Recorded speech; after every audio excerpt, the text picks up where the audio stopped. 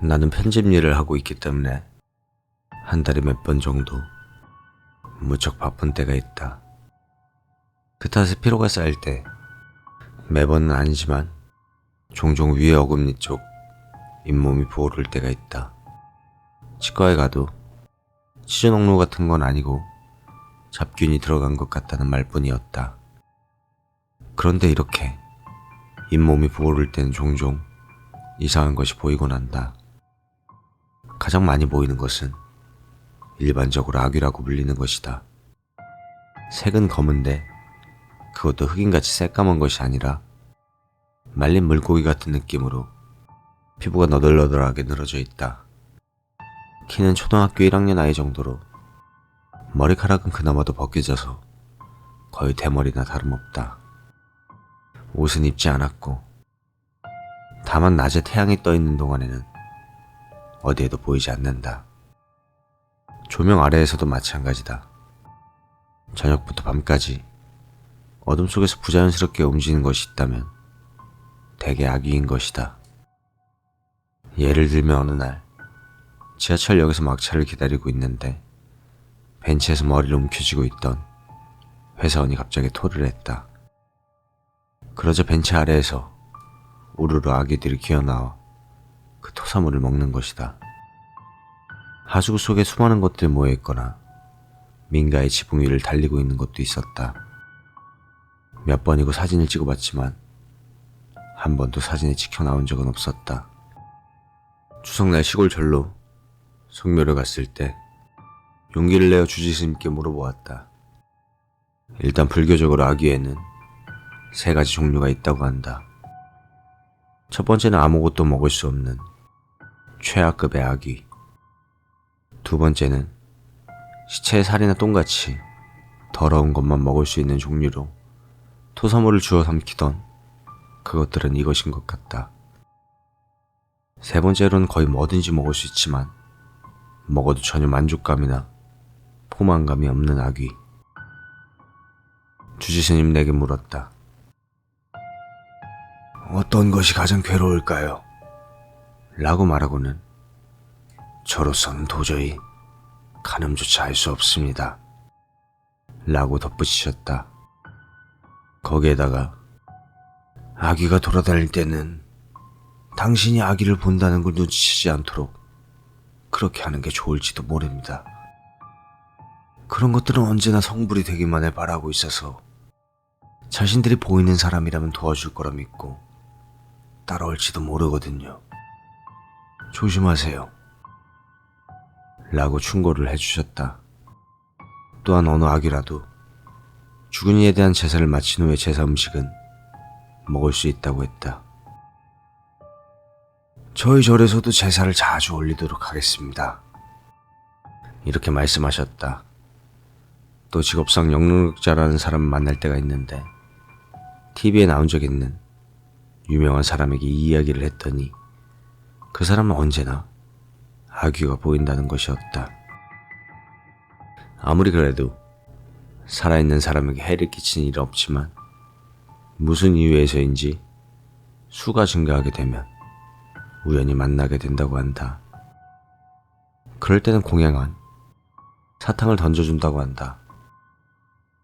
그러면 아귀들이 사탕에 몰리니 그 틈에 빠져나간다는 것이다. 영능력자의 말에 따르면 아귀는 임해망냥 중에서도 사람에게 가까운 성질이 있어서 볼 수 있는 사람도 꽤 많다고 한다. 하지만 아귀보다 레벨이 높다고 할까? 더욱 무서운 것도 있어서 그런 것들은 수행을 쌓지 않는 사람이 보면 미쳐버릴 수도 있다는 것이다. 당신의 경우에는 피곤할 때뿐이니까 뭐 그렇게 큰일은 아닙니다. 다만 그런 것들을 부정한 곳에 나타나니까 회사나 자기 집에서 보게 된다면 그거는 조금 큰일이겠죠. 그 이후로 잇몸이 부어오를 때는 방에 돌아와 불을 켜기 전에 낌새를 살피는 버릇이 생겼다. 다행히 아직까지 내 방에서 아귀를 본 적은 없다.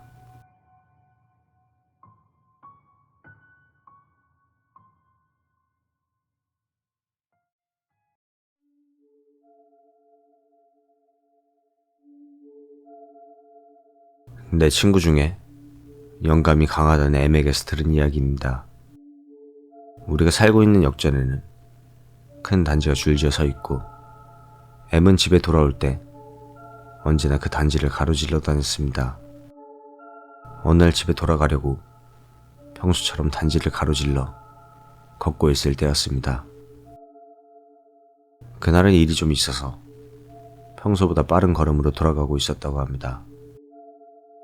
언제나 아이들이 뛰어놀거나 쇼핑을 마치고 돌아오는 주부들로 떠들썩했었던 거리지만 밤이 깊은 탓인지 주변에는 그다지 사람이 없었다고 합니다.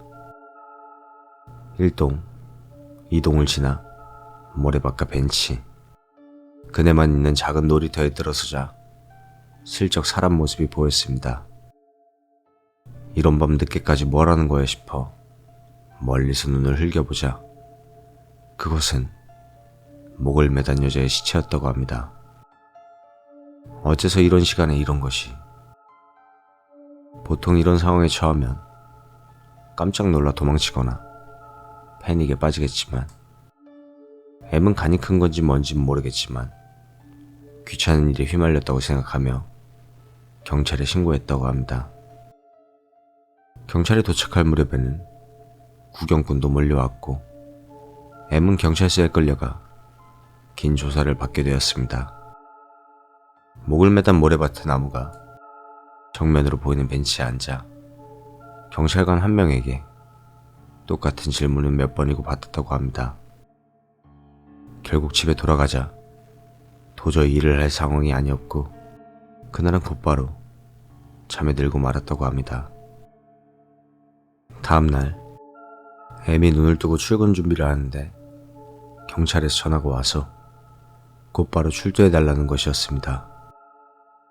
M은 회사에 가야 하는 데다가 사정은 어제 충분히 설명하지 않았느냐고 그렇게 화를 냈습니다. 하지만 경찰 측에서는 그게 아닙니다. 보여드려야 할 것이 있어요. 라며 어쩐지 이상한 태도였기에 어쩔 수 없이 경찰서로 향했다고 합니다. 경찰서에 도착하자 어제 그 경찰관이 나왔고 방 안으로 안내했다고 합니다. 도착하자마자 M은 무슨 이유에서 자신을 불렀냐고 물었습니다. 어떤 이유에서인지 그 경찰관은 말하기 힘든 것처럼 우물쭈물하고 있었다고 합니다. M이 의아하다는 얼굴을 하자 저 확실히 그 여성분과는 안면이 없으신 거죠? 아니 여성분 어머니가 유서를 찾다가 좀 이상한 걸 찾으셔서 라며 말한 뒤 갈색 봉투에서 스케치북 하나를 꺼냈다고 합니다. 이걸 좀 보시겠어요? M은 천천히 한 장 한 장 페이지를 넘겼습니다. 미대라도 다닌 것인지 거기에는 과일이나 가구에 대생이 있었습니다. 그런데 그중 딱 한 장 풍경화가 있었습니다. 어디선가 본 적 있는 광경입니다. 거기에는 그네가 있고 모래밭이 있었습니다.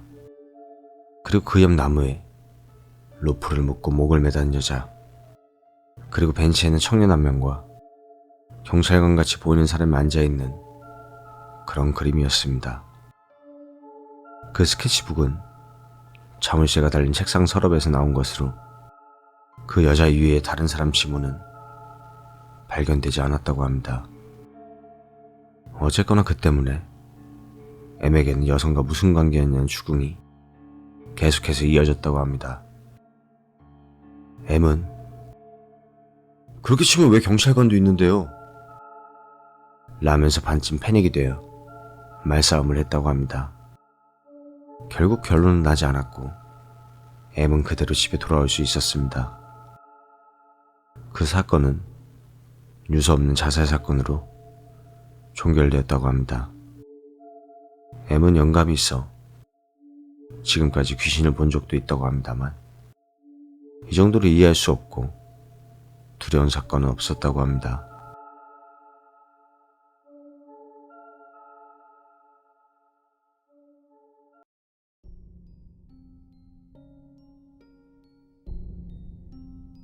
어느 어느 날 친구가 밤길을 걷고 있는데 가면이 떨어져 있었다고 한다.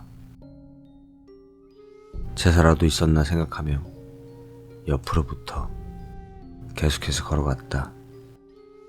꽤 가면에 가까워졌을 무렵 친구는 이상한 것을 알아차렸다. 플라스틱에 만든 보통 가면이 아니라 묘하게 생생한 사람 얼굴 가면이었다. 기분 나쁘다고 생각하며 빨리 지나가려던 순간 안녕하세요? 하고 말을 걸었다. 옆을 돌아본 친구의 옆에는 여자 얼굴 가면이 떠 있었다. 그 가면은 마치 고무 마스크를 억지로 세로로 잡아당긴 뭉크의 절규 같은 거대한 얼굴을 하고 있었다고 한다. 밤길에서 그런 무서운 꼴을 보게 된 친구는 비명도 지르지 못하고 그대로 전속력으로 도망쳤다. 안녕하세요? 안녕하세요? 안녕하세요? 뒤에서 몇 번이고 목소리가 들려왔지만 필사적으로 무시했다고 한다. 겨우 편의점 간판이 벌린 무렵에서야 끈질기게 들려온 기분 나쁜 목소리가 멎었다고 한다.